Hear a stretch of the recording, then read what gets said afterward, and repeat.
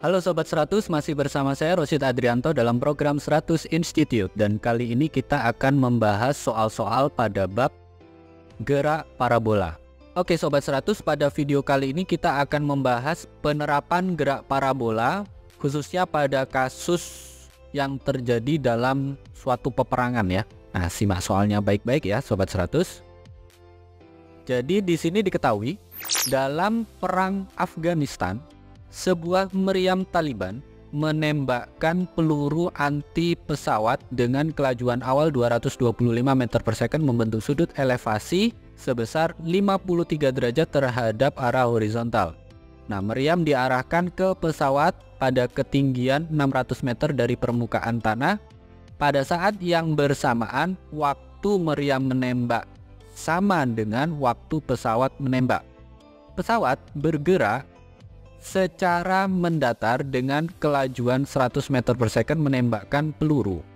Nah, kelajuan peluru adalah 200 meter per second ke bawah dengan sudut elevasi 37 derajat terhadap arah horizontal. Nah, pertanyaannya adalah kedua peluru akan bertumbukan saat, kapan, dan di mana? Oke, Sobat 100, sebelum mengerjakannya lihat ilustrasi gambar berikut ini. Jadi katakanlah yang pertama ini kita buat dulu acuannya adalah tanah ya. Nah, di atas permukaan tanah di sini ada meriam. Meriam ini dibuat condong seperti ini ya. Dari meriam ada peluru yang mana kecepatan awal peluru ini yang dimaksud adalah peluru anti pesawat ya. Kecepatan awalnya adalah 225 meter per second karena ditembakkan dari meriam, kita simbolkan Vm. Membentuk sudut 53 derajat, simbolkan beta. Nah, di sini ada pesawat yang bergerak secara mendatar. Nah, pesawatnya mendatar dengan ketinggian awal adalah 600 meter. Ini tadi kelajuan pesawat adalah 100 meter per second. Kita simbolkan Vp, V pesawat ya. Nah, pesawat menembakkan peluru juga. Ini membentuk sudut sehingga arahkan miring seperti ini. Yang mana sudut yang dibentuk adalah 37 derajat. Nah, kecepatan peluru dari pesawat kita simbolkan di sini VB, nilainya 200 meter per second. Nah, yang ditanya adalah kedua peluru bertumbukan di mana. Jadi kita cari Y-nya berapa. Ini Y saat tumbukan ya. Lalu saat itu berarti waktunya kapan. Nah, bagaimana cara mengerjakannya?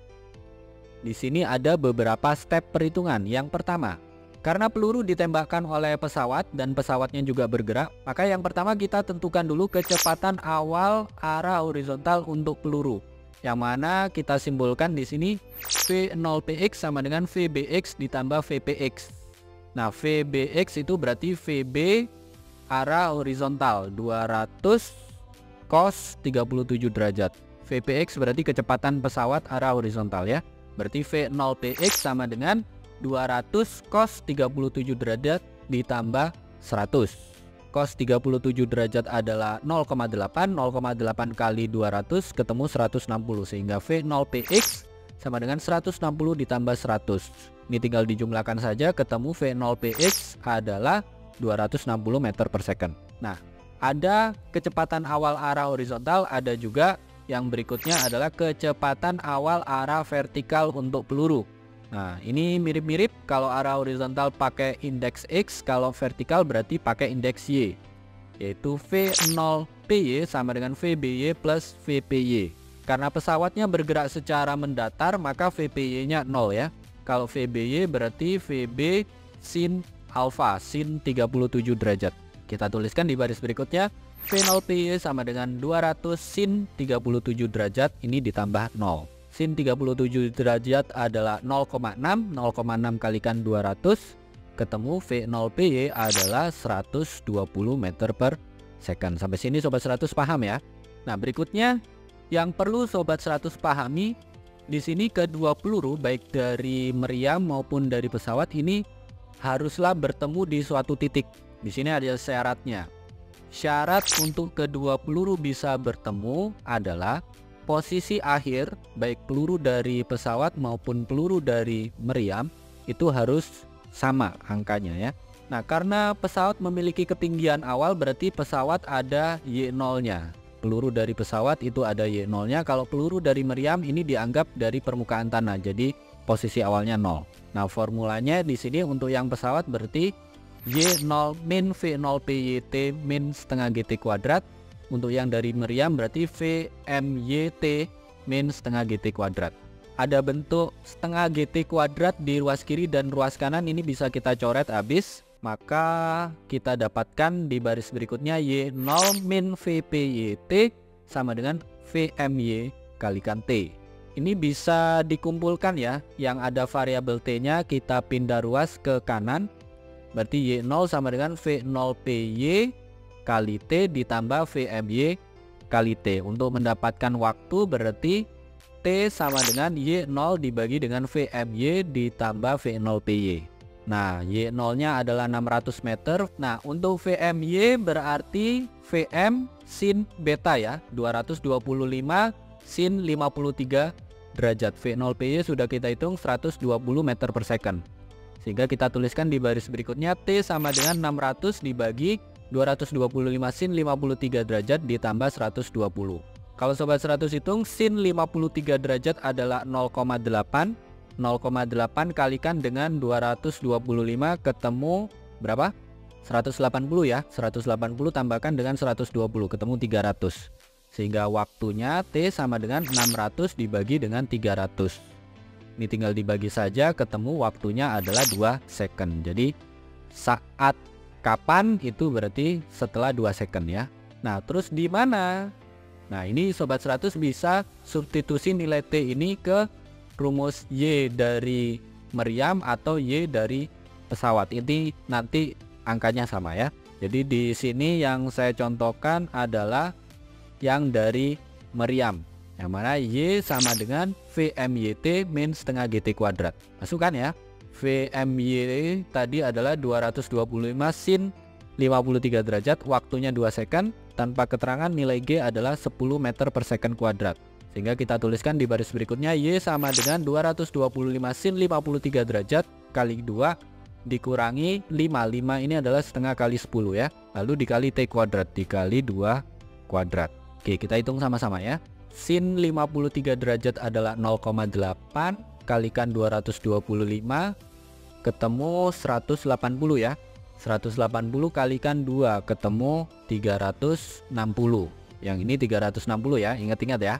Lalu 2 kuadrat itu 4, 4 kali 5 itu 20. Nah, 360 dikurangi 20, maka kita peroleh Y sama dengan 340 meter. Ini jawabannya ya sobat 100. Jadi kalau disimpulkan, kedua peluru akan bertumbukan saat 2 second setelah ditembakkan di ketinggian 340 meter. Nah, bagaimana sobat 100 sampai di sini bisa dipahami ya? Ingat di sini ada beberapa step perhitungan yang perlu sobat 100 pahami, bahwa peluru yang dari pesawat itu kecepatannya dipengaruhi oleh kecepatan pesawat juga. Sehingga di sini langkah pertama sobat 100 perlu hitung kecepatan awal horizontal peluru yang dari pesawat. Karena ini ada konsep gerak relatif, maka kita hitung di sini V0px sama dengan Vbx ditambah Vpx. Kalau indeks X di sini peluru membentuk sudut, berarti pakai kosinus ya. Masukkan nilai Vb dan Vp, lakukan perhitungan, nanti ketemu V0px. Nah, ada kecepatan awal arah horizontal, ada juga kecepatan awal arah vertikal.